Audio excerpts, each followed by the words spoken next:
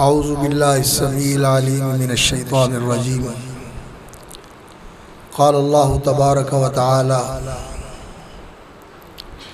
یا ایہا الناس قد جاءتکم موعظۃ من ربکم وشفاء لما فی الصدور وہدی ورحمۃ للمؤمنین قل بفضل اللہ وبرحمتہ فبذلک فلیفرحوا هو خیر مما یجمعون وقال عز من قائل وَكَيْفَ تَكْفُرُونَ وَأَنْتُمْ تُتْلَى عَلَيْكُمْ آيَاتُ اللَّهِ وَفِيكُمْ رَسُولُهُ وَمَنْ يَعْتَصِمْ بِاللَّهِ فَقَدْ هُدِيَ إِلَى صِرَاطٍ مُسْتَقِيمٍ۔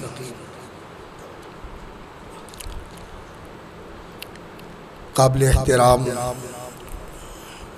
فضیلت مآب علماء کرام اور قرائے اعظام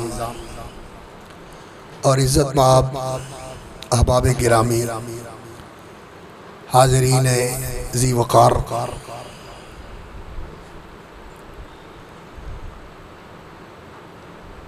تین باتوں کی طرف میں آپ کو توجہ دلانا چاہتا ہوں۔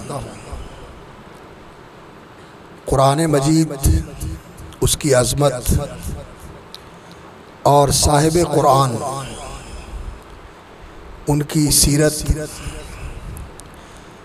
اور قرآن اور صاحب قرآن کے حوالے سے جو ہماری ذمہ داری ہے وہ کیا ہے، اور جو ہمارا طرز عمل ہے اس کی نشاندہی کر کے میں آپ کو متوجہ کرنا چاہتا ہوں کہ ہمیں اپنی ذمہ داریوں کا احساس کرنا چاہیے۔ سب سے پہلے تو قرآن مجید یہ اللہ رب العزت کا کلام ہے اور اللہ رب العزت کی رحمت کا پیغام ہے، اور اللہ رب العزت کی رحمتوں کے حصول کا ذریعہ اور وسیلہ ہے۔ ابھی آپ عزیزم حافظ محمد علی کی تلاوت سن رہے تھے۔ بسم اللہ الرحمن الرحیم، الرحمن علم القرآن۔ وہ اللہ بے حد مہربان ہے، علم القرآن، اس نے انسان کو قرآن سکھایا، خلق الانسان علمہ البیان، اس نے انسان کو پیدا فرمایا اور اسے اللہ رب العزت نے بیان کی قوت عطا فرمائی، علمہ البیان۔ تو یہ بیان کی قوت جو ہے،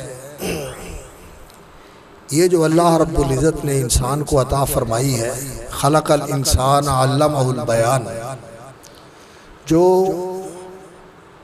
منطق اور لاجک کے ماہر ہیں وہ انسان کی جب تعریف کرتے ہیں تو کہتے ہیں کہ الانسان حیوان ناطق، کہ انسان وہ جاندار ہے جو نطق اور بیان کی صلاحیت رکھتا ہے۔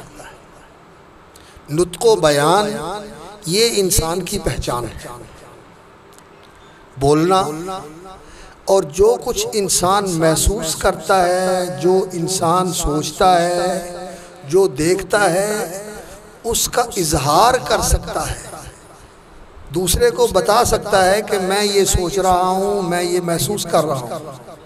یہ بہت بڑی چیز ہے۔ اور پھر اللہ رب العزت نے انسان کی ایک اور خصوصیت بیان فرمائی ہے، وہ یہ کہ انسان بول بھی سکتا ہے، بیان بھی کر سکتا ہے، اپنے ما فی الضمیر کو، جو وہ اپنے جی میں محسوس کر رہا ہے، اس کا اظہار بھی کر سکتا ہے، اور دوسرے مقام پر اللہ رب العزت نے فرمایا بسم اللہ الرحمن الرحیم اقرأ بسم ربک الذی خلق خلق الانسان من علق اقرأ وربک الاکرم الذی علم بالقلم علم الانسان ما لم يعلم۔ اقرأ بسم ربک، اپنے رب کے نام سے پڑھ، اس کی برکت سے، اور اس کے ساتھ اللہ کی مدد لے کر، اللہ کا نام لے کر اللہ کی مدد طلب کرو۔ اقرأ بسم ربک الذی خلق، جس نے انسان کو پیدا کیا ہے، خلق الانسان من علق، اور اس انسان کو اللہ رب العزت نے ایک علق، اس ذرا سے حصے سے پیدا کیا ہے جو جونک کی طرح ماں کے پیٹ میں رحم کی دیوار کے ساتھ چمٹ جاتا ہے۔ ذرا سا بوٹی کا لوتھڑا ہوتا ہے، خون جمع ہوا ہوتا ہے جو ماں کے پیٹ میں رحم کے ساتھ چمٹ جاتا ہے۔ اللہ رب العزت نے اس لوتھڑے سے، اس جمے ہوئے خون کی پھٹکی سے اللہ رب العزت نے یہ انسان پیدا کر دیا، جس کے اندر یہ قوتیں ہیں، صلاحیتیں ہیں، دل و دماغ ہے، عقل و بصیرت ہے، علم و دانش ہے، فہم و حکمت ہے، اور یہ اظہار و بیان کی صلاحیت ہے۔ یہ آواز اللہ رب العزت نے دی ہوئی ہے، یہ زبان ہے، اور اللہ رب العزت نے یہاں حلق کے اندر ساؤنڈ باکس لگایا ہوا ہے، اور پھر یہ آوازیں کیسی ہیں، خوشگوار بھی ہیں، ناگوار بھی ہیں، اور کئی ایسی اللہ اکبر سامعہ نواز ہیں کہ انسان سنتا ہے تو انسان کا جی چاہتا ہے یہ بولتا رہے اور میں سنتا رہوں۔ یہ اللہ کا کمال ہے۔ تو اللہ رب العزت نے ان خوبیوں والے انسان کو خلق الانسان من علق، اس خون کی پھٹکی سے پیدا کیا۔ اقرأ وربک الاکرم، آپ پڑھیں اور آپ کا رب بڑا کرم کرنے والا ہے۔ الذی علم بالقلم، جس نے انسان کو قلم کے ساتھ سکھایا، یعنی بولنے کی بھی صلاحیت عطا فرمائی اور لکھنے کی بھی صلاحیت عطا فرمائی۔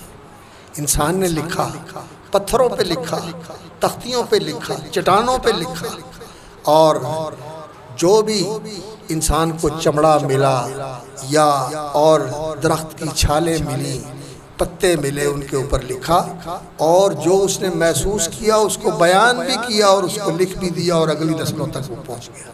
سن کے بھی نسلوں نے محفوظ کر کے آگے پہنچا دیا، اور لکھا ہوا بھی آگے پہنچ گیا۔ یہ جو اللہ رب العزت نے انسان کو صلاحیت عطا فرمائی ہے، یہ منفرد صلاحیت ہے، جانوروں کے اندر یہ نہیں پائی جاتی، یہ اللہ رب العزت نے انسان کو عطا فرمائی۔ اور یہ جو بولنے کی اور لکھنے کی، یہ علم حاصل کرنے اور علم کو آگے منتقل کرنے کی صلاحیت ہے، یہ اللہ رب العزت نے انسان کو عطا فرمائی ہے۔ یہ ایک تو وہ علم ہے جو انسان اس دنیا کے متعلق اپنے مشاہدے اور اپنے تجربے سے حاصل کرتا ہے۔ یہ علم جو انسان اپنے تجربے اور مشاہدے کے ساتھ حاصل کرتا ہے، اور اس کے مطابق انسان اپنے ذہن میں ایک فیصلہ کر کے ایک اقدام کرتا ہے کہ یہ ایسے کرنا چاہیے۔ کبھی وہ اچھا ثابت ہوتا ہے، کبھی وہ غلط ثابت ہوتا ہے۔ فوری طور پر انسان کہہ لیتا ہے کہ کہتا ہے کہ اس کی اصلاح کرنی چاہیے، یہ ٹھیک نہیں ہے۔ اور کبھی ایسا ہوتا ہے کہ جو اس نے اقدام کیا ہوتا ہے 1 سال میں نہیں، 10 سال میں نہیں، اس پہ زمانہ لگتا ہے اور پتہ چلتا ہے کہ ہم غلط کرتے رہے ہیں، یہ صحیح نہیں تھا، یہ غلط تھا۔ تو انسان کو صدیوں کے بعد پتہ چلتا ہے کہ یہ ایسے نہیں تھا، یہ ایسے ہے۔ تو اس کے بارے میں جو انسان کا فیصلہ ہوتا ہے، اس کی جو حیثیت ہے وہ اللہ رب العزت نے قرآن مجید میں بیان فرمائی ہے کہ وہ ہے گمان، انسان کی تخمینہ۔ انسان ایک گمان کرتا ہے، اور ایک انسان کے ذہن کے اندر تخمینہ ہوتا ہے، ایک جیسے آپ اس کو اسٹیمیٹ کہہ لیں، اندازہ لگاتا ہے انسان کہ یہ چیز ایسے ہو، لیکن حقیقت میں ایسے ہے معلوم نہیں۔ لیکن جو علم اللہ رب العزت کا ہے وہ تو چیزوں کی حقیقت کے بارے میں علم ہے کہ اس چیز کو وجود بخشنے والا اس نے اسے وجود بخشا، اور ان چیزوں کے متعلق جو اللہ رب العزت نے کہا ہے وہ قطعی اور بالکل یقینی چیز ہے، اس کے اندر غلطی کا امکان نہیں۔ تو اللہ رب العزت نے انسان کے اوپر یہ کرم کیا کہ اسے اس ظن و گمان والے علم تک نہیں رکھا، اللہ رب العزت نے اسے حقیقت اور یقین والا علم بھی عطا فرمایا، اور یہ حقیقت اور یقین آفرین علم جو ہے یہ وحی کا علم ہے جو قرآن کی صورت میں اور انبیاء علیہ السلام کے فرامین کی صورت میں انسان کے پاس محفوظ ہے۔ اور انسان کا یہ جو لکھنے کی صلاحیت ہے اور یہ جو انسان کے بولنے کی صلاحیت ہے، اس کا جو سب سے اعلیٰ مصرف ہے اور جو سب سے بہترین اس کے استعمال کی جگہ اور مقام ہے وہ وحی کا علم ہے، وہ قرآن اور حدیث کا علم ہے۔ تو انسان کی یہ بیان کی قوت اور انسان کی یہ تحریر اور کتابت کی قوت، یہ اس کا مصرف اور اس کا محور وہ وحی کا علم ہونا چاہیے۔ تو اس لیے اللہ رب العزت نے قرآن کے ساتھ علمہ البیان کے ساتھ الرحمن علم القرآن کا ذکر فرمایا کہ انسان کے بیان کا جو سب سے بہترین مصرف ہے، جہاں انسان کی یہ بیان کی قوت استعمال ہونی چاہیے، وہ قرآن ہے۔ قرآن کو پڑھنا، قرآن کو سمجھنا، اور پھر اسے آگے سمجھانا، اور پھر اسے آگے پڑھانا، اور اس کو آگے منتقل کرنا، اور جو اللہ رب العزت نے انسان کو لکھنے کی صلاحیت دی ہے، اس کا سب سے بہترین مصرف یہ ہے کہ انسان قرآن کے علوم لکھے، قرآن کے معارف لکھے، قرآن کے حقائق و بصائر لکھے، اور جو اس کے بارے میں رسول اکرم صلی اللہ علیہ وسلم نے فرمایا ہے اس کو محفوظ کرے، خود بھی اس سے روشنی حاصل کرے اور اس کو آگے بھی منتقل کرے۔ اور قرآن وہ علم ہے جس نے جس چیز کے بارے میں بھی آگہی انسان کو فراہم فرمائی ہے، یہ اللہ کا کلام ہے، اور اللہ رب العزت نے اس کو اپنے علم کے ساتھ اتارا ہے۔ یہ قرآن اللہ رب العزت کے علم کا حصہ ہے جو ہم تک پہنچا ہے۔ لیکن اللہ یشہد بما انزلہ الیک انزلہ بعلم، اللہ رب العزت گواہی دیتے ہیں کہ یہ قرآن جو اللہ رب العزت نے اتارا ہے یہ اللہ رب العزت کے علم کے ساتھ اترا ہے، یعنی اللہ رب العزت کا علم ہے اس قرآن کے اندر، اور اس کو اللہ رب العزت نے العلم کہا ہے۔ العلم سپر سائنس، وہ علم جو سب سے اعلیٰ اور سب سے یقینی اور ایسا قطعی اور ایسا لازوال علم ہے جس میں غلطی کا امکان نہیں۔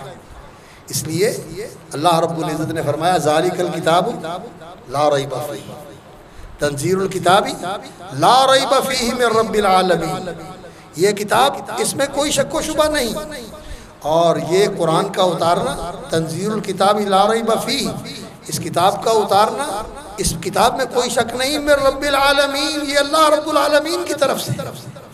تو قرآن مجید یہ ہمارے پاس علم و معرفت کا ایسا خزانہ ہے، اور اس کا ایسے حقائق کا گنجینہ ہے، اور یہ ایک ایسا علم ہے ہمارے پاس جس کے ساتھ ہم اس کائنات کی وہ حقیقتیں جو ہماری رہنمائی کے لیے ان کا جاننا ضروری ہوتا ہے وہ اللہ رب العزت نے اس قرآن مجید میں بیان فرمائی۔ تو ہمیں قرآن مجید کی طرف رجوع کرنا چاہیے۔ آج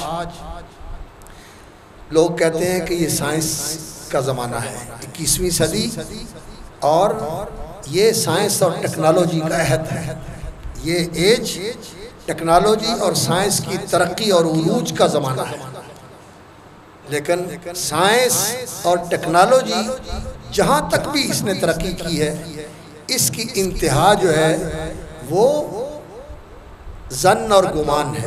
یہ انسان کا اندازہ ہے، یہ انسان کا اندازہ ہے کہ اس کے بارے میں وہ یہ سمجھتا ہے، اور یہ جو اس کا سمجھنا ہے ممکن ہے صحیح ہو، اور بہت ممکن ہے کہ یہ غلط بھی، کیونکہ انسان کو حقائق کا علم نہیں ہوتا، انسان حقیقت تک نہیں پہنچ سکتا، بات بہت دور نکل جائے گی، اس لیے میں اس کی تفصیل کی طرف نہیں جاتا۔ آپ ماشاءاللہ سارے مسجد کے ساتھ تعلق رکھنے والے، دین کے ساتھ تعلق رکھنے والے ہیں۔ میں نے صرف آپ کو بتایا ہے کہ قرآن مجید کے اندر جو حقائق بیان کیے گئے ہیں، ان حقائق کو جاننے کی ہمیں کوشش کرنی چاہیے۔ وہ حقیقت کیا ہے؟ وہ اللہ رب العزت کی معرفت ہے، جو اس کائنات کی سب سے بڑی حقیقت ہے۔ اللہ ذالک بان اللہ والحق، اللہ رب العزت اس کائنات کی سب سے بڑی حقیقت ہے۔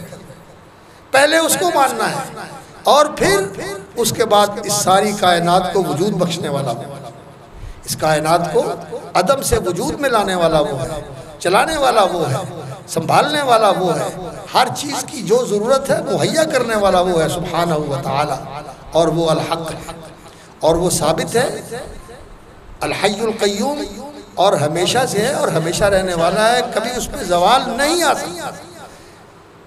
کل من علیہ فان ویبقى وجہ ربک ذو الجلال والاکرام۔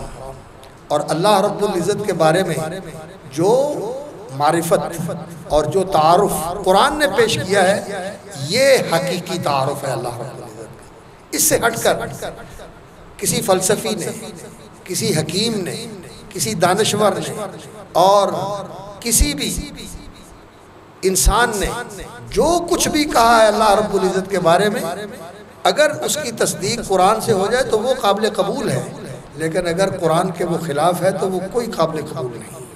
قرآن نے جو اللہ رب العزت کا تعارف کروایا ہے، یہ ہمیں جاننا، ہمارے لیے اس کو جاننا اور اس کو ماننا اور اسی کے مطابق اپنا ایمان اور عقیدہ بنانا یہ ضروری ہے۔ سب سے بڑی حقیقت ہے، اور انسان کی بھی حقیقت اللہ رب العزت نے قرآن میں بیان کروائی ہے کہ انسان کیا ہے، اور بیالوجی کے لحاظ سے اور سائیکالوجی کے لحاظ سے انسان کے، اور دوسرے جو انسان کی حیثیتیں ہیں، ان کے معاشرتی حیثیت سے جو لوگوں نے اس کے لیے جو اندازے مقرر کیے ہیں اور اس کے بارے میں جو لوگوں نے مفروضے قائم کیے ہوئے ہیں، یہ بدلتے رہتے ہیں، اور یہ اللہ اکبر ایسے ہیں جو حقیقت پر مبنی نہیں ہے، گمان پر مبنی ہے۔ انسان کے بارے میں جو اس کے پیدا کرنے والے نے کہا ہے، وہ سب سے سچی بات ہے کہ انسان کیا ہے۔ انسان کے بارے میں اللہ رب العزت نے جو کہا ہے وہ یہ ہے کہ اس کو اللہ رب العزت نے بنایا ہے، اس کی دو حیثیتیں ہیں، ایک اللہ کی عبادت کرنے کے لیے پیدا ہوا ہے، اور دوسرا اس زمین کے اندر اللہ رب العزت نے اس کو خلافت کی ذمہ داری سونپی۔ یہ اللہ کا بندہ ہے، اللہ کی عبادت کے لیے پیدا ہوا ہے، اور اس زمین کے اندر اللہ رب العزت نے اس کو خلافت کی ذمہ داری سونپی کہ یہ اس زمین کے اندر اللہ رب العزت کے دیے ہوئے اختیار کو اللہ کی مرضی کے مطابق استعمال کرے۔ خلیفہ کون ہوتا ہے؟ خلیفہ ہوتا ہے وائس رائے، بادشاہ کا نائب، نائب السلطنت، وائس رائے، جو رائل ہے اس کا وائس، اس کے نیچے ماتحت اس کا۔ تو یہ اس اللہ رب العزت کا ماتحت ایسے ہے کہ اس نے جو اس کے لیے حدود، جو ضابطے، جو قوانین مقرر کر دیے ہیں، یہ ان کی پابندی کرتے ہوئے اپنے دائرہ اختیار کے اندر عمل کرے۔ یہ انسان کی حیثیت ہے، اور اس نے اس انسان کی زندگی کے بارے میں بھی انسان کی رہنمائی فرمائی ہے کہ تو کچھ نہ تھا اور کچھ نہ تھا تھے، تمہیں اللہ رب العزت نے کیا کچھ بنا دیا۔ کچھ نہ تھا اور اللہ رب العزت نے کرم کر کے تجھے کیا کچھ بنا دیا۔ اللہ اللہ، کہاں وہ پانی کی بوند اور کہاں وہ چھوٹا سا ہوینا اور ماں کا بویزہ جو ماں کے پیٹ میں اکٹھے ہوتے ہیں، جنہیں خوردبین کے بغیر دیکھا بھی نہیں جا سکتا، ہزار گنا بڑا کر کے دکھائی دیتا ہے تو ایسے پینسل کا چھوٹا سا نشان دکھائی دیتا ہے۔ کہاں وہ اور کہاں یہ انسان، چلتا پھرتا، بولتا چالتا، جیتا جاگتا۔ اللہ اکبر، کیا رب اللہ رب العزت کا کمال ہے، اللہ رب العزت نے اسے بنا دیا۔ تو یہ اللہ رب العزت کا کرم ہے کہ اللہ رب العزت نے انسان کو ایسا بنایا ہے اور یہ صلاحیتیں عطا فرمائی ہے۔ اور اللہ رب العزت نے یہ جو زندگی بنائی ہوئی ہے انسان کی، جو میں اور آپ گزار رہے ہیں یہاں اس وقت، یہ زندگی اللہ اکبر، یہ عیش و آرام کی زندگی نہیں ہے، یہ موج مستی کی زندگی نہیں ہے، یہ ایسی زندگی نہیں ہے کہ جی چاہی من مانی جیسے چاہو گزار لو۔ یہ امتحان کی زندگی ہے، یہاں ہر وقت ہر انسان کا امتحان ہو رہا ہے۔ اس کے کام سیدھے ہیں، نعمتیں ملی ہوئی ہیں، سب کچھ ٹھیک چل رہا ہے، اس کے شکر اور اس کی وفاداری کا امتحان ہو رہا ہے کہ یہ کتنا کو شکر گزار اور کتنا کو فرما بردار اور وفادار ثابت ہوتا ہے۔ اور آزمائش آ گئی، تنگی آ گئی، ناگواری آ گئی، بیماری آ گئی، تکلیف آ گئی، تنگدستی آ گئی، کوئی اور مصیبت اور پریشانی آ گئی، تو پھر یہ امتحان ہوتا ہے کہ یہ اپنے اس مالک کے متعلق دل میں کیا گمان رکھتا ہے، احسان مندی کا، کہ ٹھیک ہے اس نے یہ چیز تو میرے لیے تنگی والی پیدا کر دی ہے، اس میں میرا وہ مہربان مالک میرے اوپر اب بھی مہربان ہے، اور یہ ایک تنگی میرے اوپر آئی ہے تو اس کے علاوہ اللہ رب العزت کی کتنی نعمتیں مجھے حاصل ہیں، کتنی نعمتیں مجھے حاصل ہیں۔ ایک آدمی ایک تابعی کے پاس آیا اور آ کے کہنے لگا جی میرے پلے تو کچھ نہیں ہے، میں تو بھوکا مرنا پہ، میرے کو کھان نو کچھ نہیں، میرے اللہ نے کی دیتا ہے۔ انہوں نے اس کو جھنجھوڑا، کہنے لگے ذرا ہوش سے بات کر، یہ جو تیرے پاس دو آنکھیں ہیں کیا قیمت ہے ان کی، لینے جاؤ، اللہ اکبر، اور یہ تو ظاہر کی چیز ہے، یہ کان ہے، یہ دانت ہے، یہ زبان ہے، یہ ہاتھ ہے، یہ تو ظاہر ہے، اور جو اندر کے سسٹم ہیں، جو اندر کے سسٹم ہیں، گردوں کے اندر، اللہ اکبر، گردوں کی جو اللہ تعالیٰ نے انسان کے خون کی ریفائنری لگائی ہوئی ہے، کس طرح انسان کے خون کو ریفائن کر کے دوبارہ جو ہے وہ قابل استعمال بناتا ہے، یہ سسٹم جو اللہ نے اندر قائم کیا ہوا ہے، ذرا جا کے پوچھیں ان سے جن کو ڈائلیسس کروانا پڑتا ہے کس تکلیف سے گزرتے ہیں، اور یہ دن ہر وقت ہو رہا ہے، ہم سو رہے ہیں، چل رہے ہیں، پھر رہے ہیں، اور یہ جو سسٹم اللہ رب العزت نے لگایا ہوا ہے سانس کا، ہم آکسیجن لے رہے ہیں، یہ آکسیجن کے سلنڈر خرید کے اگر انسان کو سانس لینا پڑے اور اپنی آکسیجن کا بندوبست کرنا پڑے تو بتائیں یہ بجلی کے بل مصیبت بنے ہوئے، آکسیجن کے بل کہاں جائیں گے؟ میرے اللہ کی کتنی نعمتیں جو انسان کو ملی ہوئی ہیں، ایک تھوڑی سی انسان کے اوپر تھوڑی سی تنگی آ گئی اور انسان کہتا میں نے کی دیتا نہیں، انسان کی حقیقت اللہ رب العزت نے انسان کو بتائی ہے کہ انسان اللہ کے اوپر راضی رہے، رضیت باللہ ربًا، ہر حال میں اللہ کے اوپر راضی رہے، نعمت پر بھی اس کا وفادار اور اس کا فرما بردار رہے، اور اگر آزمائش بھی آ جائے تو صبر کرے اور اس پر بھی راضی رہے۔ اور یہ تنگی کے اندر صبر کے ساتھ اللہ کے اوپر راضی رہنا، یہ انسان کو بعض اوقات اتنا اونچا لے جاتا ہے کہ انسان عبادت کر کے وہاں تک نہیں پہنچ سکتا، عبادت کر کے وہاں تک نہیں پہنچ سکتا۔ حدیث میں آتا ہے جب قیامت والے دن اللہ رب العزت کی طرف سے ان بندوں کو صلہ ملے گا جو دنیا میں بیمار رہے اور بیماریاں لمبی تھیں، مدتیں گزر گئیں بیماری کے اندر ہی زندگی گزار دی، اور جب ان کو اس کا اجر ملے گا تو وہ لوگ جنہوں نے عافیت اور تندرستی کے اندر زندگی گزاری، ان کا وقت صحت اور عافیت کے اندر گزرا، وہ جب یہ صلہ اور یہ انعام اور یہ اجر و ثواب دیکھیں گے تو کہیں گے کاش دنیا میں ہمارے جسم کے ٹکڑے کیے جاتے، کاٹ کاٹ کے چھوٹے چھوٹے ٹکڑے کیے جاتے، اور آپ جانتے ہیں کہ ٹکڑے کرنے سے کتنی تکلیف ہوتی ہے، کاٹنے سے تکلیف ہوتی ہے لیکن قیمہ کرنے سے کتنی تکلیف ہوتی ہوگی انسان۔ تو کہتے ہیں کہ حدیث میں آتا ہے وہ کہیں گے کہ ہمارے ٹکڑے کیے جاتے اور آج یہ اجر ہمیں مل جاتا ہے، اللہ رب العزت نے کیا رکھا ہوا ہے۔ اس لیے میرے بھائیوں، اللہ رب العزت نے انسان کو یہ حقیقتیں قرآن مجید میں سمجھائی ہیں، اور سمجھائی بھی کیسے ہیں؟ اللہ رب العزت نے مثالیں دی ہیں صبر کے لیے۔ ایوب علیہ السلام کے صبر کی مثال، اللہ اکبر، اللہ اکبر، لمبی بیماری اور جلدی بیماری، اور ایسی بیماری کہ بیماری کے ساتھ سارا گھر کا سامان بھی گیا اور آل اولاد بھی گئی، صرف ایک بیوی بچی، باقی سارے ہی چلے۔ اور اللہ رب العزت کے اس بندے نے اس اتنی بڑی بیماری کے اندر اور اتنی بڑی آزمائش کے اندر، اللہ اکبر، وَاذْكُرْ عَبْدَنَا ایوب، اللہ فرماتے ہیں ہمارے بندے ایوب کا ذکر لوگوں کو سناؤ، نعم العبد، بہت اچھا بندہ تھا، انہو اواب، وہ اللہ کی طرف رجوع رہنے والا تھا۔ اور پھر اللہ رب العزت نے دنیا کے اندر ہی ان کو شفا بھی دے دی، ارکض برجلک، فرمایا اپنے پاؤں کی ایڑی سے زمین کے اوپر ذرا پاؤں کو ایسے ضرب لگاؤ پاؤں کے ساتھ، ھذا مغتسل بارد و شراب، تیرے پاؤں کی ایڑ سے مغتسل بارد، ٹھنڈے پانی کا چشمہ نکلے گا، اور اس کو کھاؤ پیو بھی، اور اس کے ساتھ اپنا جسم بھی صاف کرو، اندرونی روگ بھی ختم ہو جائیں گے اور بیرونی روگ بھی سارے چلے جائیں گے۔ وَهَبْنَا لَهُ أَهْلَهُ وَمِثْلَهُمْ مَعَهُمْ رَحْمَةً مِنَّا، اور حدیث میں آتا ہے کہ اللہ رب العزت نے جب وہ اس پانی سے نہا رہے تھے اور اس کو پی رہے تھے، اللہ اکبر، اللہ رب العزت نے اوپر سے سونے کی بارش شروع کر دی۔ حدیث میں آتا ہے کہ وہ نہا رہے ہیں اور پانی پی رہے ہیں اور اوپر سے سونے کی بارش ہو رہی ہے، تو وہ سونے کی بارش دیکھ کر انہوں نے جو سونا ادھر ادھر بکھرا تھا نا، اکٹھا کرنا شروع کر دیا۔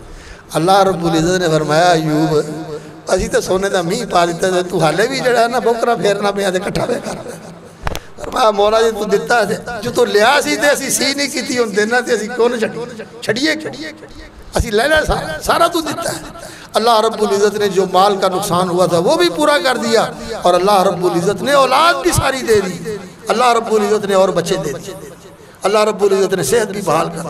وَهَبْنَا لَهُ وَمِثْلَهُمْ مَعَهُمْ رَحْمَةً مِنَّا، فرمایا جتنے پہلے تھے اللہ نے دگنے کر دی، اللہ نے دگنے کر دی۔ اس لیے انسان کو تنگی کے اندر بھی کبھی اللہ سے شاکی نہیں ہونا چاہیے، اور وسعت اور آسانی کے وقت بھی کبھی اللہ سے باغی نہیں ہونا چاہیے، اس کے در پہ جھکے رہنا چاہیے اور اسے یاد رکھنا چاہیے۔ یہ قرآن کی حقیقتیں ہیں جو قرآن نے بیان فرمائی، اور قرآن ہی کتاب انسان ہے، یہ انسان کو بدلنے والی کتاب ہے۔ ہمارا المیہ یہ ہے کہ ہم نے قرآن مجید کو پڑھنے کی کتاب بنا لی ہے، اور بے سمجھے پڑھتے ہیں، بے سمجھے پڑھتے ہیں کہ یہ جی اجر و ثواب کی کتاب ہے۔ کوئی شک نہیں یہ بڑے اجر و ثواب کی کتاب ہے، اور بے سمجھے پڑھنے کا بھی ثواب ہے، لیکن اس کا مقصد یہ ہے کہ یبین اللہ لکم آیاتہ لعلکم تذکرون، اللہ تعالیٰ آیتوں کے ساتھ یہ آیت حاصل کر، انسان اس سے یاد دہانی حاصل کرے، بھولا ہوا سبق یاد کرے، انسان اس سے سمجھے، نصیحت لے، لعلکم تعقلون، اس پر غور و فکر کرو، لعلکم تتفکرون، وہذا کتاب انزلناہ مبارک لیدبروا آیاتہ۔ اور اللہ رب العزت نے اپنا تعارف کروایا، اللہ کی توحید، اللہ کی وحدانیت، اور اس کا بے مثال ہونا، اور اس کا قوی و عزیز ہونا، قادر ہے، زبردست ہے، جو چاہے کر سکتا ہے، اور اس کے فیصلوں کے اندر کوئی مداخلت نہیں کر سکتا، کوئی اس سے پوچھ نہیں سکتا، اس کے سامنے دم نہیں مار سکتا۔ یہ جو لوگ آج کل باتیں کرتے ہیں، اللہ اکبر، کہ او توڑ دے وے اے جوڑ دے وے، او حکم کرے اے موڑ دے وے، انہوں نے اللہ کو پہچانا؟ یہ بندوں کے متعلق کہتے ہیں، او بھی لاسانی یہ بھی لاسانی۔ اللہ کے بندوں، قرآن کیا کہتا ہے؟ لیس کمثلہ شیء۔ یہ ان لوگوں کو جو زمین کے اندر بیچارے دفن ہو گئے، ان کی زندگی، وہ اپنی زندگی کو بچا نہ سکے، ان کے بارے میں یہ کہتے ہیں کہ یہ اللہ کے سامنے یہ حیثیت رکھتے ہیں کہ اس کے حکموں کو ٹال سکتے ہیں، موڑ سکتے ہیں، بدل سکتے ہیں، ایسے آنکھ اٹھا کے دیکھتے ہیں تو جہنم سے نکال کے جنت میں پہنچا دیتے ہیں۔ نعوذ باللہ۔ میرے بھائیو، آج مسلمانوں کو قرآن کے پیغام کا پتہ نہیں، اللہ کے بارے میں لوگ جہالت کے اندر پہنچا۔ کل میں ایک علاقے میں گیا تھا، اللہ اکبر، کہتے ہیں یہاں بھی ایک ایسی قبر ہے جس کی پوجا ہو رہی ہے، یہاں بھی قبر ہے جس کی پوجا ہو رہی ہے، یہاں بھی قبر ہے جس کی پوجا ہو رہی ہے، اور ایسی ایسی پوجا کہیں، اور وہاں ایسے ایسے کام، انسان کا شرم کے ساتھ سر جھک جاتا ہے کہ یہ انسان ہے جو اس طرح کے کام کرتا ہے۔ نعوذ باللہ۔ لوگ اللہ کے بارے میں نہیں جانتے، اور پڑھے لکھے لوگ انسان کے بارے میں نہیں جانتے۔ اللہ اکبر۔ یہ جو بڑے بڑے فلسفی ہیں جنہوں نے انسان کے بارے میں بڑی بہت اپنی تحقیقات اور اپنے سائنس اور اپنی فکر پیش کی ہے، اور لوگ ان کو بہت زیادہ ان کی تمجید کرتے ہیں، یہ بیچارے انسان کے بارے میں بالکل بے خبر ہیں، نہیں جانتے۔ ان کی ٹامک ٹوئیاں جو ہیں یہ کوئی حقیقت نہیں رکھتی۔ اصل بات وہ ہے جو اللہ رب العزت نے بتائی ہے، جو انسان کا خالق ہے، اور رسول کے بارے میں قرآن مجید نے بتایا۔ صاحب قرآن، اللہ اکبر، محمد الرسول اللہ صلی اللہ علیہ وسلم وہ ہستی ہیں جن کی زندگی اس قرآن کے بالکل مطابق تھی۔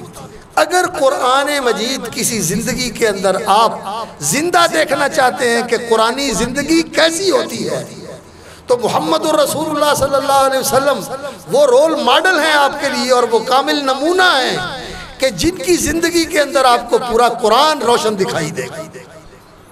پوری زندگی آپ صلی اللہ علیہ وسلم کی قرآنی زندگی، قرآن کی تعلیمات، قرآن کی ہدایات، قرآنی انسان رسول اکرم صلی اللہ علیہ وسلم کی زندگی کے اندر مجسم آپ کو نظر آئے گا۔ قرآن کیسا انسان چاہتا ہے، جیسے محمد الرسول اللہ صلی اللہ علیہ وسلم۔ اور یہ بات کوئی مبالغے کی بات نہیں، اللہ رب العزت نے قرآن مجید میں یہ حقیقت بیان فرمائی، قد انزل اللہ الیکم ذکرا رسولا، اللہ نے فرمایا قد انزل اللہ الیکم ذکرا، اللہ نے تمہاری طرف یہ ذکر اتارا ہے، یہ سبق ہے جو تمہیں بھولی ہوئی بات یاد دلاتا ہے۔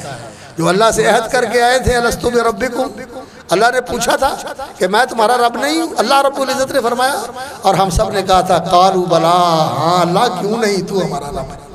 یہ اللہ سے ہم عہد باندھ کے آئے ہوئے، یہ عہد دنیا میں آ کے ہم بھول جاتے ہیں۔ جیسے بچہ بھول جاتا ہے کہ ماں باپ نے مجھے پالا تھا، بڑے ہو کے کب یاد رہتا ہے؟ لوگوں کو بتانے سے پتہ لگتا ہے تیرا ابا ہے، تیری اماں ہے، اور وہ بتاتے ہیں کہ ہم نے تمہیں جنم دیا تھا، ان کے بتانے سے انسان کو پتہ چلتا ہے، وگرنہ انسان کو کبھی یاد ہوتا ہے؟ بھول جاتا ہے انسان کو یاد نہیں ہوتا وہ۔ اسی طرح ہمیں وہ عہد بھی بھولا ہوا ہے، تو اللہ نے یہ یاد دلایا کہ اللہ کے ساتھ تم یہ عہد کر کے آئے ہوئے، تو قرآن یاد دہانی ہے۔ اور دوسرا، اللہ اکبر، انسان اس دنیا میں آ کے یہ چاہتا ہے کہ میں دنیا کو ایسا بنا لوں کہ یہاں میری ساری خواہشیں پوری ہو جائیں۔ دنیا کے اندر انسان خواہشیں پوری کرنے کے لیے بڑی کوشش کرتا ہے، اور انسان زندگی کا سفر شروع کرتا ہے، اور زندگی کی سٹرگل جب شروع کرتا ہے تو جی کہتا ہے میں سائیکل سے سکوٹر پہ آیا، سکوٹر سے کار پہ آیا، کار سے پراڈو پہ آیا، اور لینڈ کروزر اور ہوائی جہاز پہ آیا، اور اللہ اکبر 1.5-2 مرلے کے مکان سے میں کہاں سے ہوتا اللہ اکبر پھر میں اس مقام پہ آیا کہ میں نے کینیڈا کے اندر اور فلاں جگہ فرانس کے اندر جزیرے خرید لیے، اور سمندروں کے اندر جہاز خرید لیے، اور کیا کر لیا۔ لیکن اس سے پوچھ کے دیکھو، یہ جس کے پاس سب کچھ ہے، تیرے سارے ارمان پورے ہو گئے؟ وہ یہی کہے گا کہ نہیں، اس لیے کہ جیسے جیسے آگے بڑھتا ہے زندگی گھٹتی جاتی ہے، صحت اور توانائیاں گھٹتی چلی جاتی ہیں۔ پہلے تھا کچھ نہیں، اور اس وقت قوتیں موجود تھی، اب بہت کچھ ہے لیکن کھانے جوگا نہیں، کھا نہیں سکتا اور کر نہیں سکتا جو کرنا چاہتا ہے، کمزوریاں آ جاتی ہیں انسان کی۔ اور جن کے پاس اتنا کچھ ہے ان کے ساتھ اور بڑی آزمائشیں جڑی ہوئی ہیں، جن کے اندر وہ پریشان رہتے ہیں، بغاوت نہ ہو جائے، سازش نہ ہو جائے، یہ نہ ہو جائے، وہ نہ ہو جائے، زندگی بے چین رہتی ہے، بے کل رہتی ہے زندگی۔ تو یہاں خواہشیں انسان کی پوری نہیں ہوتی، تو اللہ رب العزت نے فرمایا یہ تیری خواہشیں پوری ہونے کی جگہ ہے ہی نہیں، خواہشیں تیری پوری ہونے کی جگہ اللہ رب العزت نے آگے بنائی۔ یہاں اللہ کے لیے اپنی خواہشیں قربان کر دے، اے نادان انسان، اے بھولے انسان، نادان اور بھول جانے والے انسان، اللہ کے لیے اپنی خواہشیں قربان کر دے، ان کو محدود کر لے۔ بالکل ختم کرنے کی بات تو وہ بھی نہیں کہتا، تم سے مطالبہ نہیں کرتا، وہ کہتا ہے ان کو حدود کے اندر لے آ جو اللہ نے حد مقرر کر دی ہے۔ اللہ رب العزت نے گھر کے اندر بیوی دی ہوئی ہے، بیوی کے ساتھ جائز تعلق رکھا ہوا ہے، اللہ نے جتنا کچھ دیا ہوا ہے حلال طریقے سے اس پہ قناعت کر لو، اور اللہ رب العزت نے جو مواقع دیے ہوئے ہیں جائز اور حلال، ان کے اندر اللہ کی فرما برداری کرو، اور اللہ رب العزت تم میں سے ہر شخص کو وہ بادشاہی عطا کرے گا جو اتنی بڑی بادشاہی ہوگی، اللہ اکبر کی یہ ساری دنیا کی بادشاہیاں اس کے مقابلے میں کوئی حیثیت نہیں، کوئی حیثیت نہیں۔ وہ سکندر مقدونی ہو، اللہ اکبر، یا وہ کوئی اور بادشاہ ہو، حتیٰ کہ حضرت سلیمان علیہ السلام کی بادشاہی بھی، جنت میں جو بادشاہی ملنے والی ہے انسان کو، یہ ساری بادشاہیاں اس کے مقابلے میں ہیچ ہیں، کوئی حیثیت نہیں۔ جنت میں ہر بندہ بادشاہ ہوگا، اور ہر عورت جو ہے وہ ملکہ ہوگی، وہ بادشاہ اور اس کی ملکہ ہوگی، اور زندگی کوئی دکھ نہیں، کوئی پریشانی نہیں، کوئی بیماری نہیں، کوئی غم نہیں، پچھتاوا نہیں پچھلا، آگے کا کوئی خطرہ نہیں، اور کمزوری کوئی نہیں، اور بوجھ کوئی نہیں۔ اللہ اکبر، جو جی میں آئے گا فوراً پورا ہوگا، جو منہ سے نکلے گا فوراً تعمیر۔ یہ زندگی ہے تمہاری جو قرآن تمہیں بتاتا ہے کہ اللہ تعالیٰ تمہیں اس سے نوازنا چاہتا ہے، اور تو اس زندگی کو چھوڑ کے، اس زندگی کو نظر انداز کر کے اسی زندگی کے لیے جیے جا رہا ہے اور اسی کے لیے مرے جا رہا ہے۔ تیرے جیسا بھی کوئی نادان ہوگا۔ اس لیے وہ کہتا ہے کہ یہ دنیا دھوکے کا سامان ہے، تو کہتا ہے یہ میرا، یہ تیرا نہیں، یہ اوروں کا ہے، تو نے تو خالی ہاتھ جا، یہ تیرا نہیں۔ اللہ اکبر۔ تو کہتا ہے کہ میں نے یہ بنا لیا، میں نے یہ بنا لیا، اوروں کے لیے بنا رہا ہے، بنایا ہے تو نے، تیرے لیے تو اور جگہ بنی ہوئی ہے قبرستان کے اندر۔ اللہ اکبر۔ تو نے تو وہاں جانا، وہاں جانا۔ تو اللہ رب العزت نے یہ حقیقتیں قرآن میں بیان فرمائی ہیں، اور صاحب قرآن محمد رسول اللہ صلی اللہ علیہ وسلم کا مقام و مرتبہ اللہ رب العزت نے یہ بیان فرمایا ہے کہ ان کے پاس اللہ کی وحی آتی ہے، اور وہ اللہ کی وحی کے بغیر دین کے بارے میں بولتے نہیں، اور دین کے بارے میں جو عمل بھی کرتے ہیں وہ اللہ کی وحی کے مطابق کرتے ہیں۔ ان اتبع الا ما یوحی الی۔ اور یہ صاحب قرآن وہ ہے جس کو اللہ رب العزت نے تمہارے لیے رحمت بنا کر بھیجا ہے۔ اللہ تعالیٰ نے اس کو تمہارے لیے رحمت بنا کر بھیجا ہے، اور بالمومنین رؤوف الرحیم، وہ مومنوں پر بہت ہی مہربان اور بہت ہی شفقت اور رافت کا پیکر ہے۔ تو رسول اکرم صلی اللہ علیہ وسلم سے سب سے زیادہ محبت کرنی چاہیے، ایسی محبت کرنی چاہیے کہ انسان آپ صلی اللہ علیہ وسلم کی فرما برداری کے اندر اور آپ صلی اللہ علیہ وسلم کی وفاداری کے اندر اگر یہ انسان کی جان بھی چلی جائے تو رسول اکرم صلی اللہ علیہ وسلم کا حق ادا ہوتا ہے۔ آپ کی فرما برداری کے اندر اور آپ صلی اللہ علیہ وسلم کی وفاداری کے اندر یہ جان چلی جائے تو اللہ کے رسول کا حق ادا نہیں ہوتا۔ اور جو لوگ سچے تھے، ایماندار، تابعدار، وفادار، انہوں نے جانوں کی پرواہ نہیں کی، انہوں نے مال کی پرواہ نہیں کی، انہوں نے اپنے احساسوں کی پرواہ نہیں کی۔ اللہ کے رسول صلی اللہ علیہ وسلم کا جو اشارہ آیا انہوں نے قربان کروا۔ جنگ احد کے اندر رسول اکرم صلی اللہ علیہ وسلم نے فرمایا کون ہے، جب کافروں کا نرغہ بڑھ گیا اور انہوں نے گھیرا ڈال کے کوشش کی کہ اللہ کے رسول تک پہنچ کے آپ صلی اللہ علیہ وسلم کو نشانہ بنائیں، تو نبی صلی اللہ علیہ وسلم نے فرمایا کون ہے جو میرا دفاع کرے اور میں اس کو ضمانت دیتا ہوں کہ وہ جنت میں میرا ساتھی ہوگا۔ تو صحابہ اٹھے، ایک دو تین، ایک ایک دو دو تین تین آتے گئے اور قربان ہوتے چلے گئے۔ اللہ اکبر۔ اور نبی صلی اللہ علیہ وسلم تک انہوں نے کافروں کو پہنچنے نہیں دیا۔ اور حضرت ابو طلحہ رضی اللہ تعالیٰ عنہ، حضرت طلحہ بن عبید اللہ رضی اللہ تعالیٰ عنہ، حضرت طلحہ رضی اللہ تعالیٰ عنہ، وہ اس طرح رسول اکرم صلی اللہ علیہ وسلم کے اوپر جھکے ہوئے تھے، ان کی کمر کے اندر تیر ترازو ہو رہے ہیں لیکن وہ پیچھے نہیں ہٹتے کہ کوئی تیر آپ صلی اللہ علیہ وسلم کے تک پہنچ نہ۔ اور تلواروں کے اتنے وار ہوئے کہ یہ ہاتھ ان کا شل ہو گیا۔ تو نبی صلی اللہ علیہ وسلم نے فرمایا لوگ فوت ہو کے شہید ہوتے ہیں، طلحہ زندہ شہید ہے۔ اس نے تو جان کی قربانی لگا دے دی تھی، جان پیش کر دی تھی، تو اللہ نے اس کو بچا، زندہ شہید۔ اللہ اکبر۔ یہ لوگ تھے اللہ کے رسول صلی اللہ علیہ وسلم سے محبت کرنے والے، اور ہم بھی دیکھ لیں کہ ہم تو چراغاں کر کے ہی خوش ہو جاتے ہیں کہ چراغاں کر لیا اور دیگ پکا کے تقسیم کر دی اور گھر میں مولود شریف کی نعت پڑھ لی اور چلو جی اللہ کے رسول کا حق ادا ہو گیا۔ نہیں، اللہ کے رسول کا حق یہ ہے کہ نبی صلی اللہ علیہ وسلم کی زندگی کی ایک ایک سنت، ایک ایک آپ صلی اللہ علیہ وسلم کا طریقہ دیکھا جائے۔ صرف ربیع الاول کے مہینے میں آپ کا بیان کر دیا، آپ کا ذکر کر دیا اور فارغ ہو گئے، نہیں، رسول اکرم صلی اللہ علیہ وسلم کا ذکر تو ہر موقع پر۔ یہ پانی میں نے پینا، میرے آقا نے کیسے پیا تھا میں نے اس طرح پینا ہے۔ انہوں نے کیا کیا تھا پیتے وقت؟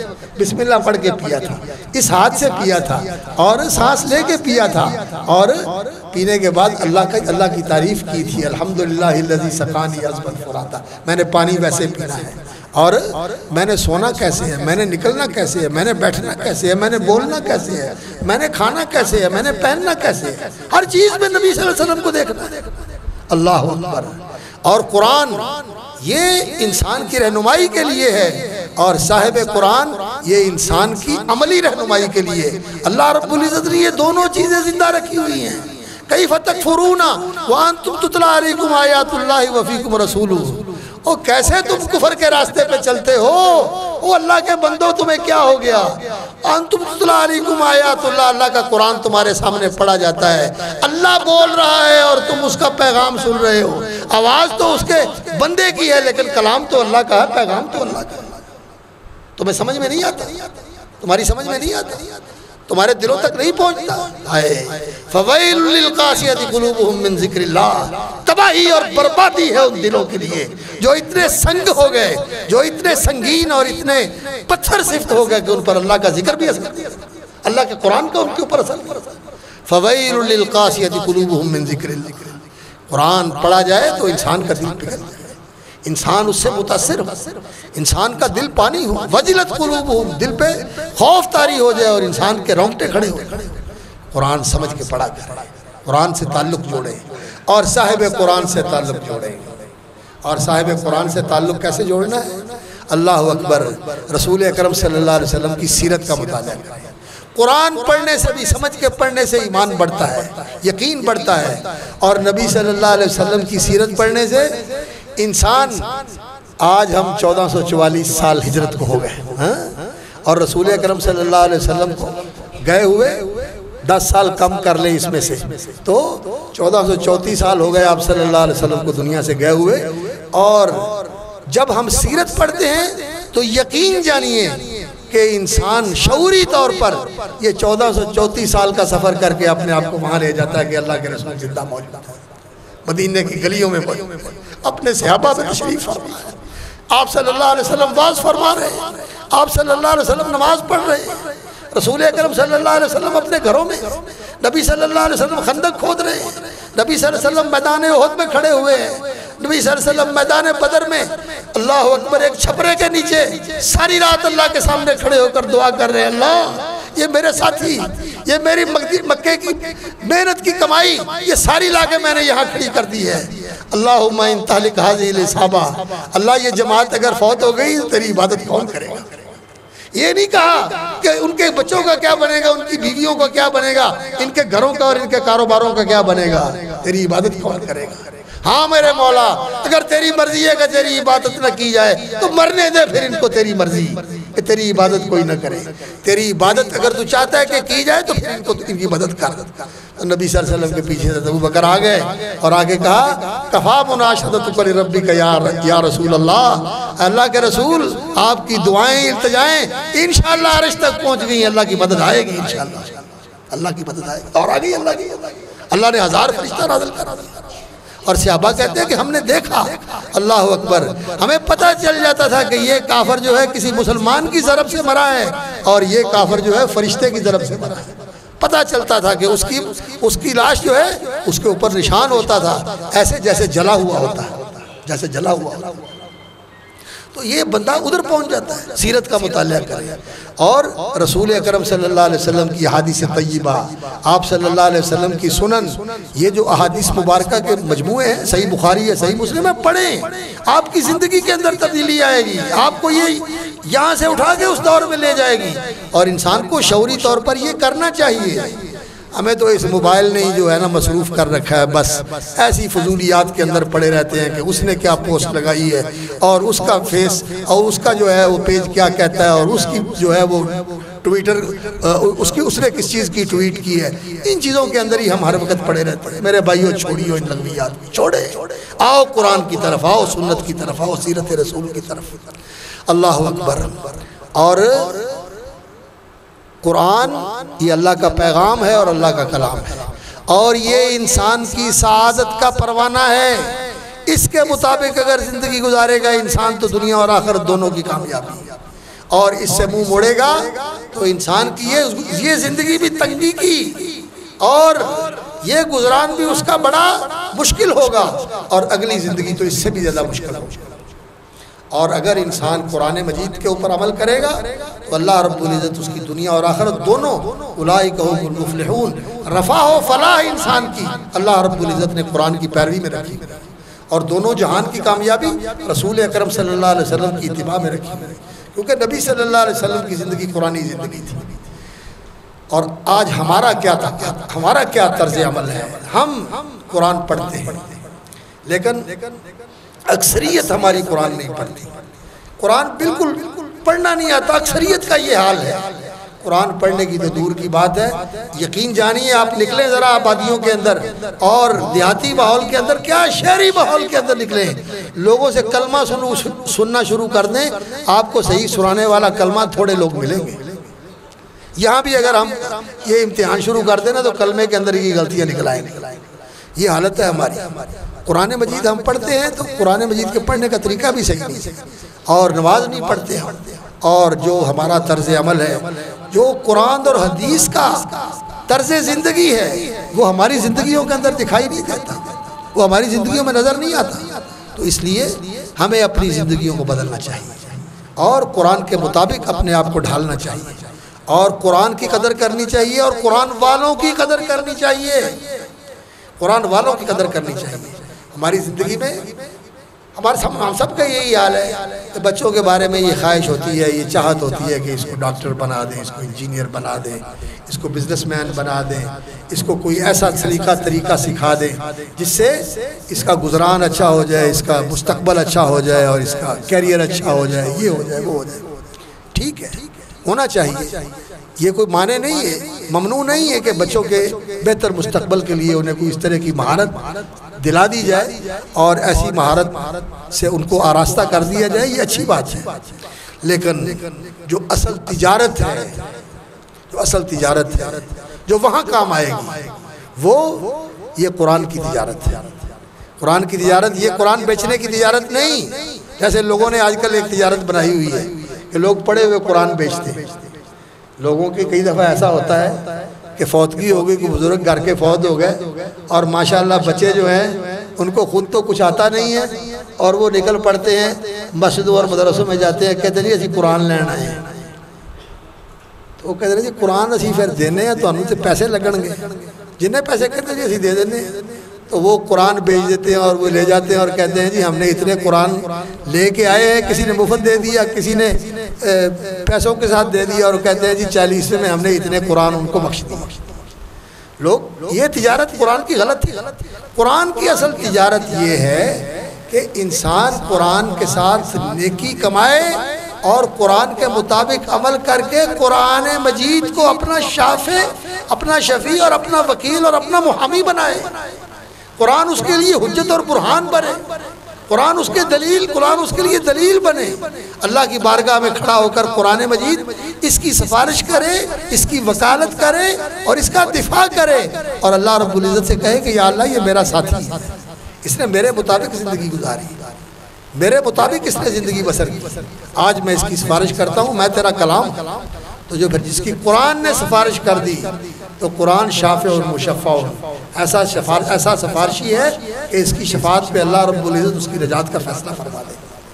اور جس کے خلاف کھڑے ہو کر قرآن نے دعویٰ کر دیا کہ یہ وہ شخص ہے جس نے میری مخالفت کی، جس نے مجھے بلا دیا، جس نے مجھے چھوڑ دیا، جس نے مجھے نعوذ باللہ پامال کیا، قرآن بھی کھڑا ہو کر یہ کہے گا اور اللہ کا رسول بھی یہ کہے گا صلی اللہ علیہ وسلم. وقال الرسول یا ربی ان قوم اتخذوا هذا القرآن مہجورا. اللہ کے رسول فرمائیں گے اے میرے پروردگار یا ربی. وقال الرسول یا ربی ان قوم اتخذوا هذا القرآن مہجورا. میری قوم نے اس قرآن کو چھوڑ دیا تھا، اس سے تعلق ہی نہیں رکھا تھا، اس سے کوئی سروکار ہی نہیں رکھا تھا، بالکل اس کو بھول کے اسے پس ڈالا ہوا تھا، کبھی کھولا ہی نہیں تھا. نعوذ باللہ. اللہ کا رسول بھی خلاف ہو جائے گا، قرآن بھی خلاف ہو جائے گا، ایسا آدمی کہا جائے گا. اس لیے قرآن سے تعلق بنائیں. اور یہ جو ہماری بے تعلقی ہے کہ ہم اور چیزوں میں لگے رہتے ہیں، ان کو محدود کیجئے، بلکہ ان کو ترک کر دیں، چھوڑ دیں ان چیزوں کو، قرآن کی طرف آئیں. قرآن پڑھا کریں اور سمجھ کے پڑھا کریں اور سمجھ کے پڑھنے کے بعد عمل کریں، جو پڑھتے ہیں اس کو عمل کے اندر لے کے آئیں. صحابہ کرام کا یہی طریقہ تھا.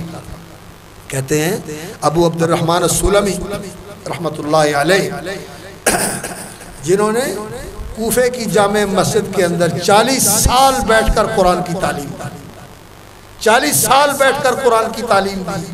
ابو عبد الرحمن السلمی. ہماری سندوں میں جو ہم قرآن کی سندیں ہیں ہمارے پاس، ان میں ان کا نام آتا ہے. ان سے لوگوں نے قرآن سیکھ کر، انہوں نے صحابہ سے سیکھا اور پھر ان سے آگے دوسرے قرآن نے سیکھ کر آگے منتقل کیا. اور اسی طرح اللہ اکبر امام نافع ابن عبد الرحمن ابن ابی نعیم المدنی جو مدینہ منورہ کے قاری تھے، اللہ اکبر، رنگ بالکل سانولا اور موٹے نقش، لیکن لوگ کہتے ہیں جب قرآن پڑھتے تھے یا بات کرتے تھے تو ان کے منہ سے کستوری جیسی خوشبو آتی تھی، کستوری جیسی خوشبو آتی تھی قرآن کی تلاوت کرتے وقت اور بات کرتے وقت۔ تو ان سے پوچھنے والوں نے پوچھا آپ نے منہ میں کیا رکھا ہوا ہے کہ آپ کے منہ سے ہمیشہ کستوری جیسی خوشبو آتی ہے؟ کہنے لگے بس بات ہے کوئی، نہیں بتائیں کیا چیز ہے، کیا استعمال کرتے ہیں؟ کہنے لگے بات یہ ہے کہ میں نے ایک دن خواب دیکھا اور خواب میں رسول اللہ صلی اللہ علیہ وسلم کی زیارت ہوئی، اور اللہ کے رسول صلی اللہ علیہ وسلم نے میرے سامنے قرآن پڑھا، اور میرے سامنے قرآن ایسے پڑھا کہ میرے منہ سے منہ لگا کر میرے منہ میں قرآن پڑھا۔ وہ دن اور آج کا دن اس قرآن کی خوشبو میرے منہ میں سمائی ہوئی ہے جو خواب میں اللہ کے رسول نے پڑھا تھا۔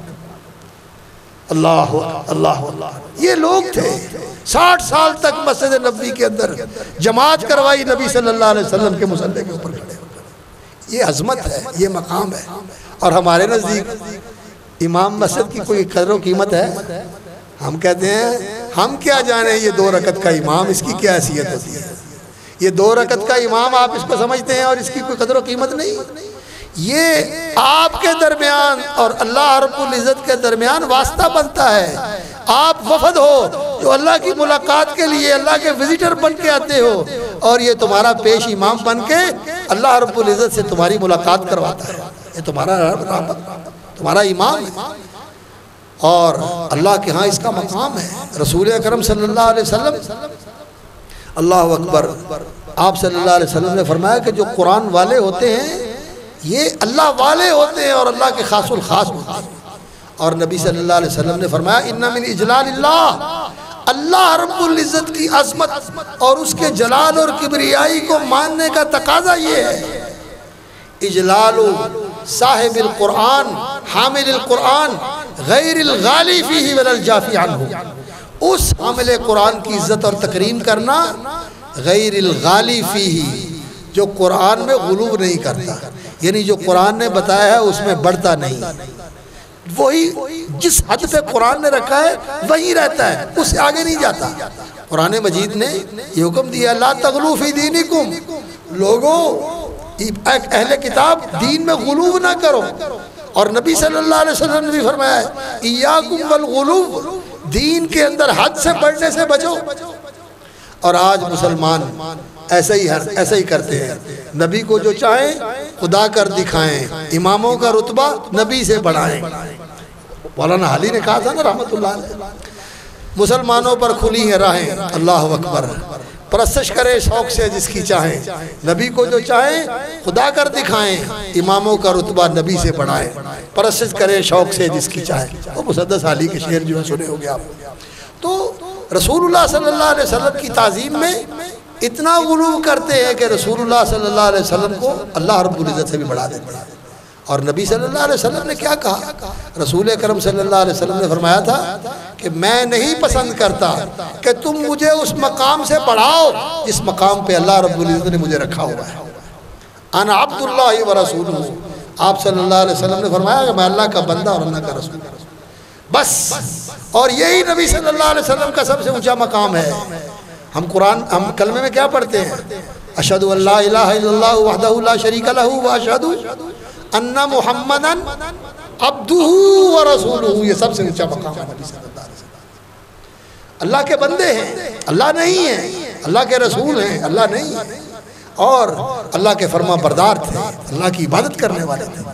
اللہ کے رسول کے بارے میں غلو کرنا، اللہ کے اولیاء کے بارے میں غلو کرنا، یہ غلو نہیں ہونا چاہیے۔ غیر الغالی فی ولا الجافی عنہ، اور جفا بھی نہیں کرنی چاہیے۔ قرآن کہتا ہے نماز پڑھو اور یہ نماز بھی نہیں پڑھتا، قرآن کہتا ہے سچ بولو اور یہ جھوٹ بولتا ہے، قرآن کہتا ہے خیانت نہ کرو، اللہ اور اس کے رسول کے ساتھ یہ خیانت کرتا ہے۔ ایسا بھی نہیں ہونا چاہیے۔ تو جو قرآن کے مطابق عمل کرتا ہے یہ بڑا خوش نصیب ہے، یہ بڑا خوش نصیب ہے۔ ایک حدیث سنا کے بات ختم کرتا ہوں۔ رسول اکرم صلی اللہ علیہ وسلم نے فرمایا کہ جب قبر پھٹے گی اور قرآن والا قبر سے نکلے گا تو وہ سامنے ایک شخص کو پائے گا کہ وہ اس کا رنگ اڑا ہوا ہے، زرد ہوا ہے، اور وہ اس کے سامنے کھڑا ہے، تو وہ اس قرآن پڑھنے والے جو پڑھتا ہے قرآن اور بہت پڑھتا ہے، یا قرآن کا حافظ ہے، پڑھتا ہے اور عمل کرتا ہے، حافظ ہے اور عمل کرتا ہے، جب یہ قبر سے نکلے گا تو اس کا جو قرآن ہے، یعنی اس کا قرآن پڑھنا اور قرآن پر عمل کرنا، یہ مجسم ہو کر اس کا استقبال کرے گا. تو یعنی اس کا قرآن پڑھنا اور قرآن پر عمل کرنا، یہ اس کو اللہ وجود دے دے گا، تو وہ اس کا استقبال کرے گا. اور تو کہے گا تو مجھے پہچانتا ہے؟ کہے گا میں تو نہیں پہچانتا. کہے گا انا صاحب القرآن، میں تیرا ساتھی قرآن، اب میں تجھے لے کے اللہ کی بارگاہ میں چلتا ہوں. تو اس کا ہاتھ پکڑ کے اللہ کی بارگاہ میں لے جائے گا، اور اللہ رب العزت سے کہے گا اللہ میں تیرا کلام اور یہ میرا ساتھی ہے، میرے ساتھ میرے مطابق عمل کرنے والا اور مجھے پڑھنے والا، مجھے یاد کرنے والا. میری یا اللہ درخواست یہ ہے کہ آپ اس کی عزت افزائی فرمائیں. تو رسول اکرم صلی اللہ علیہ وسلم نے فرمایا قرآن کی سفارش پر اس کو ایسا تاج پہنایا جائے گا جو سورج سے زیادہ روشن ہوگا، اور ساری دنیا اس کی قیمت نہیں دے سکتی. ساری دنیا اس کی قیمت دینا چاہے مل کر، ہر ایک جو کچھ اس کے پاس ہے، بادشاہوں کے پاس جو ملینز بلینز ٹریلینز رکھنے والے ہیں، ان کے پاس جو کچھ ہے سارا لے کے آ جائیں، اس کی قیمت نہیں دے سکتی. اتنا قیمتی تاج. اور قرآن کہے گا یا اللہ اس کی اور عزت بڑھا، اور اس کو لباس پہنایا جائے گا، عزت کا لباس پہنایا جائے گا. اور قرآن کی سفارش پر یوتا الخلد بیمینہ الملک بیمینہ والخلد بشمالہ، اللہ رب العزت اس کو جنت کی بادشاہی کا سرٹیفکیٹ دے دے گے اس کے دائیں ہاتھ میں، اور ہمیشہ ہمیشہ کی اللہ رب العزت اس کو بادشاہی کی ضمانت دے دے گے اس کے بائیں ہاتھ میں. دائیں ہاتھ میں اور بائیں ہاتھ میں دو سرٹیفکیٹ مل جائیں گے، اور اس کو کہا جائے گا تو جنت میں داخل ہو جا اور قرآن پڑھ اور چڑھ، جہاں تیرا قرآن ختم ہوگا وہاں تیرا مقام آئے گا. تو قرآن وہ دولت ہے، دنیا کے اندر بھی رحمتیں اور برکتیں، قبر کے اندر بھی قرآن کا ساتھ، حشر کے اندر بھی قرآن کا ساتھ، اور اللہ رب العزت کی بارگاہ میں بھی قرآن انسان کی حمایت کرے گا. اس لیے آپ کثرت سے قرآن پڑھا کریں اور کوشش کریں قرآن کو یاد کرنے کی، جتنا کر سکتے ہیں یاد کیا کریں. اور قرآن کو انسان یاد کرنا شروع کر دے. کئی ایسے لوگ ہیں جنہوں نے بڑی عمر میں قرآن یاد کرنا شروع کیا، اور بڑی عمر میں انہوں نے یاد کرنا قرآن یاد کر لیا. چلو یاد نہ بھی ہو لیکن روانی سے پڑھا کریں، لیکن یہ کوشش کریں کہ صحیح پڑھا کریں، صحت کے ساتھ قرآن پڑھا کریں، کہ قرآن اللہ کا کلام ہے، اس کو بگاڑ کے پڑھنا یہ اس کی مقام و مرتبے کے خلاف ہے. کوئی بندہ اردو غلط بولے، انگریزی غلط بولے تو ہم تعجب کرتے ہیں کہ یہ کیا اس کو آتا نہیں اور بول رہا ہے، اور قرآن کو غلط پڑھے تو ہمیں احساس ہی نہیں. قرآن کو صحیح پڑھنا چاہیے. انگریزی کو غلط بول دے کوئی بات نہیں، اردو غلط بول دے کوئی بات نہیں، لیکن ہر چیز پر انسان کو محنت کرنی چاہیے اور اسے صحیح کرنے کی کوشش کرنی چاہیے، کیونکہ یہ ہمیں دین کی تعلیم ہے. رسول اکرم صلی اللہ علیہ وسلم نے فرمایا جو کام بھی کرو پکا کرو اور صحیح کرو اور ٹھیک کرو اور اعلیٰ کرو، جو کام بھی کرو. مسلمانوں کو یہ تعلیم تھی. اب یہ مسلمانوں کو چھوڑ کر دوسروں نے یہ پڑھا لی، ان کا ہر کام پرفیکٹ ہوتا ہے اور ہمارا کام سارا ہی اللہ ٹپ ہوتا ہے، بس ڈنگ ٹپاؤ ہوتا ہے، بس چلو جان دو ٹھیک ہے کوئی گل نہیں. ہمارے سارے کام ایسے، حالانکہ دین کی تعلیم یہ نہیں ہے. دین کی تعلیم یہ ہے کہ ہر کام اچھا کرو اور بہتر اور پختہ اور مضبوط کرو، پرفیکٹ ہونا چاہیے. تو خیر عرض یہ ہے کہ قرآن کے ساتھ تعلق بنائیں، اور پھر صرف یہ قرآن پڑھنے والے ہی کے لیے نہیں ہے بلکہ اس کے والدین کو بھی قرآن کو لایا جائے گا، اور قرآن کو پڑھنے والے کو لایا جائے گا جس نے قرآن پر عمل کیا، اور اس کے والدین کو جو لباس پہنایا جائے گا وہ بھی ایسا لباس ہوگا کہ ساری دنیا اس کی قیمت نہیں ادا کر سکتا. تو وہ کہیں گے یا اللہ یہ ہماری عزت افزائی کس لیے ہوئی ہے؟ تو اللہ کی طرف سے جواب دیا جائے گا کہ تمہارے بچے کے قرآن کو لینے کی وجہ سے، اخذ ولدکم القرآن، یا تم نے اپنے بچے کو قرآن سکھایا اور وہ قرآن پڑھنے والا اور قرآن پر عمل کرنے والا تھا، اس کی وجہ سے اللہ تعالیٰ نے تمہاری عزت افزائی کی ہے. اور وہ ایک ٹکڑا میرے حدیث سے میرے ذہن سے نکل گیا، میں نے آپ کو بتایا نہیں. تو قرآن جب اس کا استقبال کرے گا نا تو قرآن کے الفاظ یہ ہوں گے کہ کل تاجر من وراء تجارتی، ہر بندہ تجارت کرتا ہے اور اس کی تجارت اس کے سامنے ہوتی ہے اور وہ اس کے پیچھے ہوتا ہے. اس کی تجارت کا نفع اور اس کی تجارت سے جو کچھ اس نے حاصل کیا، جو اپنے بزنس سے اس نے کمایا، سارا کچھ اس کے سامنے ہوتا ہے. اس کے بزنس کی، اس کی تجارت کی، اس کی سرمایہ کاری کی کمائی اس کے سامنے ہوتی ہے. اور قرآن مجید اس کو کہے گا اور آج وَإِنَّكَ الْيَوْمَ، آج تو من ورائی کل تجارت، جتنوں نے جو تجارت کر کے کمائیاں کی ہیں، آج تیری کمائی ان سب سے بڑھ کر ہے، ان سب سے بے مثال اور منفرد کمائی ہے تیری. اور وہ کمائی یہ ہوگی جس کا آپ پہلے بیان سن چکے کہ اللہ کی بارگاہ میں قرآن پکڑ کے لے جائے گا اور قرآن سفارش کرے گا، اس کی تاج پوشی ہوگی، اس کو خلط پہنائی جائے گی، خلط پوشی ہوگی، اور جنت الاٹ کر کے اس کو اس کا سرٹیفکیٹ دیا جائے گا اور ہمیشہ ہمیشہ کے لیے جنت دی جائے گی. اور کہا جائے گا کہ جنت میں پڑھتا جا اور چڑھتا جا، جہاں تیرا قرآن ختم ہوگا وہاں تیرا مقام آئے گا. یہ ہے تجارت، یہ ہے قرآن کی تجارت. اور قرآن مجید کی محبت، قرآن مجید کے ساتھ تعلق اور قرآن والوں کے ساتھ تعلق، ان کی محبت، ان کا دل میں احترام کہ یہ قرآن کے پڑھنے والے ہیں.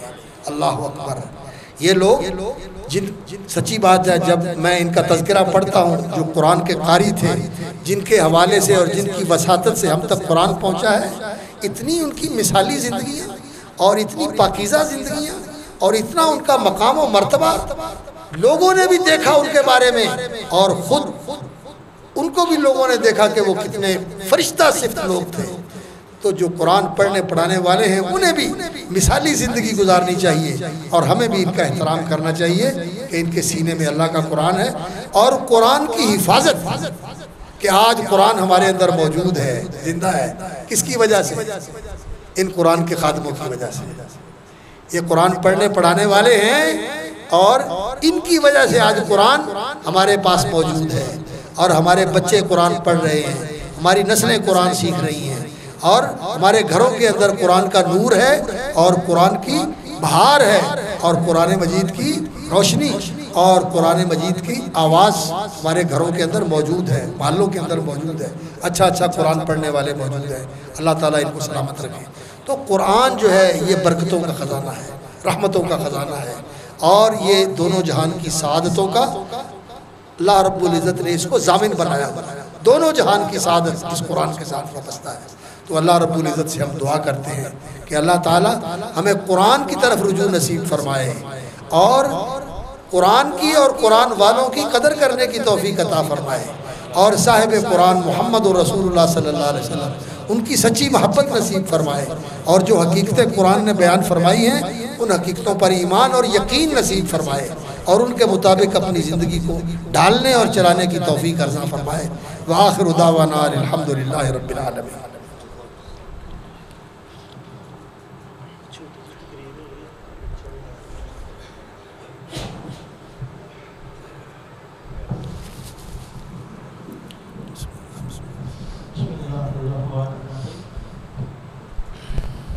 ماشاءاللہ اب جاری ہے تو چھوٹی سی ہماری مسجد کی تقریب ہے جس میں موٹیویشنل تقریب ہے. جو بچے مسجد میں آتے ہیں قرآن پاک پڑھنے کے لیے، نازلہ پڑھنے کے لیے، ان کی جو پچھلے مہینے کی حاضریاں ہوتی ہیں ان کی حاضری کے بنا پر ان کو انعام دیتے ہیں تاکہ بچوں کے زیادہ شوق پیدا ہو. تو آج ایک چھوٹی سی وہ تقریب ہے، اور اس میں میں گزارش کروں گا جو بچے آتے ہیں ان کے والدین سے بھی، اور جن کے نہیں آتے انہیں بھی کوشش کریں کہ بچوں کو مسجدوں میں بھیجیں. قاری صاحب جہاں صبح میں وقت اور شام کو بچوں کو پڑھاتے ہیں، تو آپ چھوٹی سی تقریب میں جناب ڈاکٹر ایاز صاحب سے گزارش کروں گا کہ وہ تشریف لائیں اور بچوں کو تقسیم کریں. قاری صاحب بچوں کا نام پکاریں. اور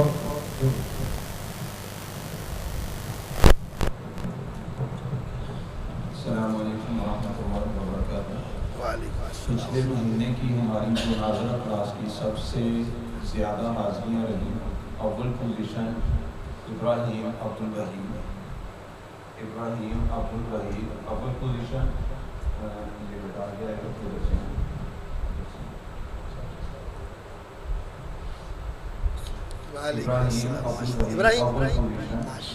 اول رہنا صبح و شام کی جو حاضریاں ہیں فجر کی نماز کے بعد اور مغرب کی نماز کے بعد.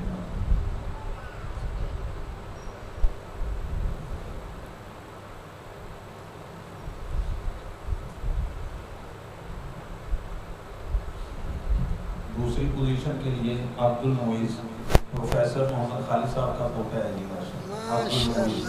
یہ دوسری پوزیشن. عزک اللہ عزک اللہ ماشاء اللہ. یہ تھوڑی دیر پہلے سو گیا تھا تکلیف سنتا ہوا ابھی تھوڑی دیر پہلے ہی اٹھا ہے. ان کی نیکیاں لکھی جاتی ہیں سونے نہیں لکھے جاتے وہ بھی نیکی ہے. اللہ اس کو نیند آ رہی ہے. تیسری پوزیشن کے لیے ریان عتیق. السلام علیکم. ماشاء اللہ بارک اللہ فیک سلامک اللہ. ریان عتیق تیسری پوزیشن.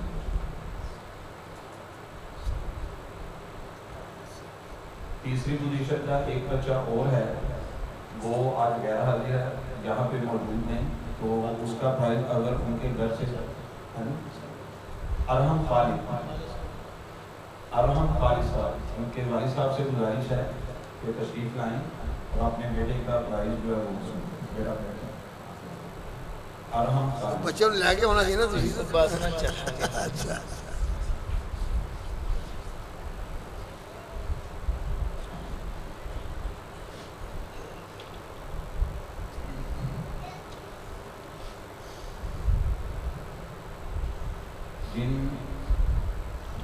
جن کے بچے یہاں پہ تعلیم حاصل کرتے ہیں فجر کی نماز کے بعد اور مغرب کی نماز کے بعد والدین سے گزارش ہے کہ اپنے بچوں کو ریگولر کریں اور یہاں پہ انشاءاللہ صبح و شام کے اذکار فرض نماز کے بعد کے اذکار تمام دعائیں بھی جو ہے نا وہ یاد کروائی جا رہی ہیں زبانی اور انشاءاللہ اگلی نشست میں کوشش کریں گے کہ بچوں کو ترجمے کے ساتھ دعائیں بھی یاد کروائیں گے.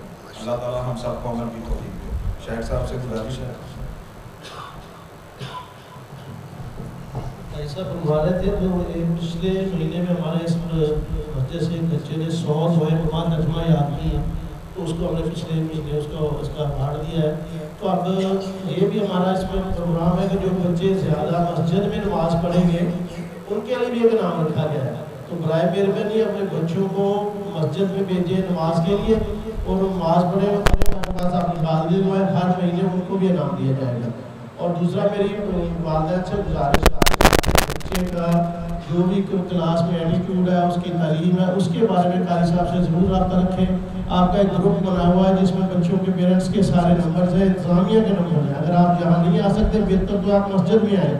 اگر نہیں آ سکتے تو آپ اس گروپ میں اپنا بچے کی حاضری ہوتی ہے. آپ چیک کریں کہ آپ کا بچہ گھر سے پڑھ سے آیا اس کی حاضری بھی لگی ہے کہ نہیں لگی وہ مسجد پہنچا بھی ہے کہ نہیں پہنچا. تو پلیز یہ جو گروپ ہے اس میں پیرنٹس کو گزارش کروں گا اس کو دیکھیں اور جو بھی قاری صاحب سے بچے کے بارے میں معلومات لینا چاہیں وہ لے سکتے ہیں. اور انتظامیہ کو جو اس معاملے کو بہتر کرنے میں اگر کوئی تجاویز دینا چاہتے ہیں وہ بھی دے سکتے ہیں. تو سارے دوست بیٹھے ہیں آپ کے لیے ضیافت کا بھی انتظام ہے. آپ کے ساتھ دعا کرواتے ہیں تو آپ کے بعد آپ کے ساتھ انشاءاللہ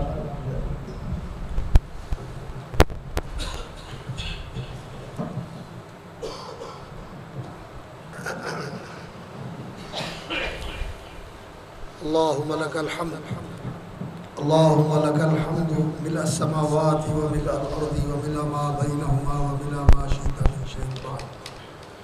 أحق ما قال العبد وكلنا لك عبد.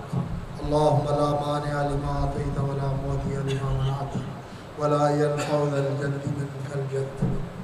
اللهم صل على محمد وعلى آل محمد كما صليت على إبراهيم وعلى آل إبراهيم إنك حميد مجيد. اللهم بارك على محمد وعلى آل محمد كما باركت على إبراهيم وعلى آل إبراهيم إنك حميد مجيد. اللهم إنا نسألك العفو والعافية والمعافاة في الدنيا والآخرة. ربنا ظلمنا أنفسنا وإن لم تغفر لنا وترحمنا لنكونن من الخاسرين.